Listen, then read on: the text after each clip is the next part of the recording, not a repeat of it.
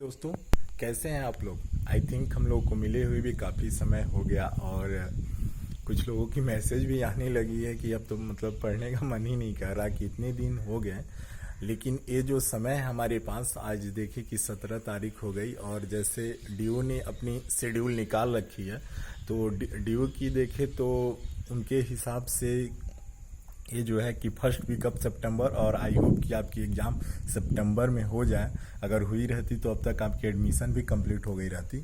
तो सही है, कोई बात नहीं, जो भी होता है अच्छा के लिए ही होता है। तो अब ज़रूरत हमारी ये है कि हमें फुल पोटेंशियल दिखाने की ज़रूरत है। हमें ज़्यादा से ज़्यादा क्वेश्चंस रिवीजन करने की ज़रूरत है। तो हम मुद्दे पे आते हैं, क्योंकि एक्चुअली क्या था कि कुछ लोग मैसेज ये कर रहे हैं कि भैया हम लोगों ने मतलब जो भी गाइड था या जो भी उनके पास मटेरियल था ऑलमोस्ट कंप्लीट कर लिया है। तो अब उन्हें क्या करना चाहिए, मतलब कुछ एक्स्ट्रा पढ़ना चाहिए या नहीं पढ़ना चाहिए। तो मेरा सजेशन ये रहेगा कि अगर मैं आपके जगह पे होता, तो अगर हम देखें कि तो हमारे पास अगर उंगली पर गिन कर देखें तो हमारे पास 15 से 20 दिन का समय है। तो ये जो समय है बहुत ही मतलब क्रूशियल समय है। ऐसा नहीं है कि हमें अब सोने की ज़रूरत है कि अब बस पढ़ लिए तो हो गया, अब ज़्यादा चीज़ें पढ़ने की ज़रूरत नहीं है।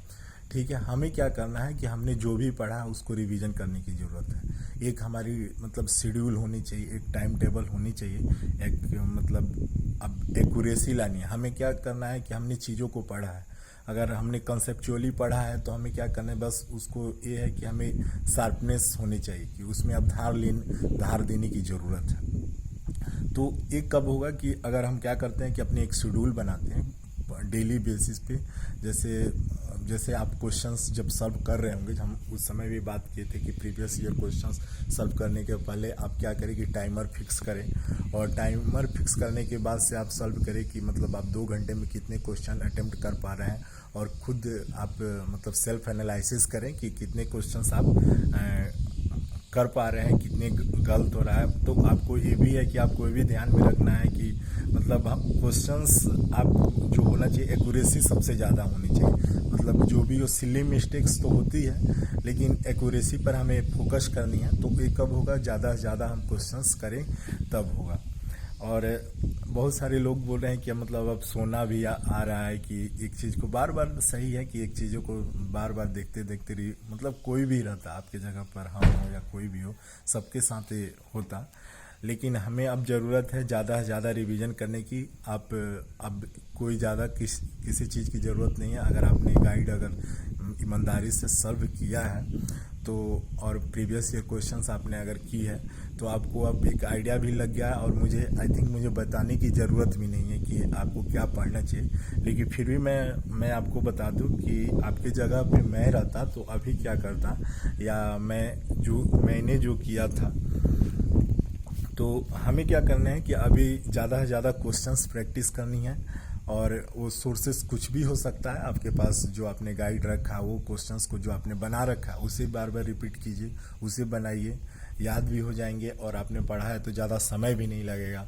तो टाइमर एकदम फिक्स करें, ये तो मतलब मस्ट है, क्योंकि आप एग्जामिनेशन पॉइंट ऑफ व्यू से अगर आप खुद बैठ कर देते हैं तो एक आपको एक्यूरेसी पता लग जाएगा और आपकी स्पीड भी पता लग जाएगी।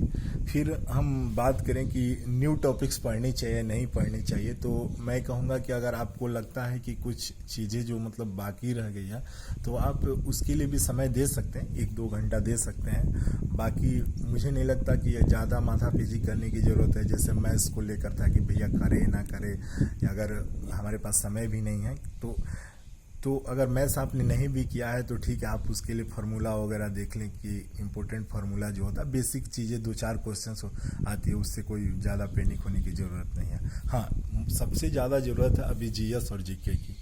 1 साल की मतलब कहा जाता है कि एक प्रीवियस 1 ईयर की, तो आई थिंक आप अगस्त तक के जीएस जीके कवर कर लें।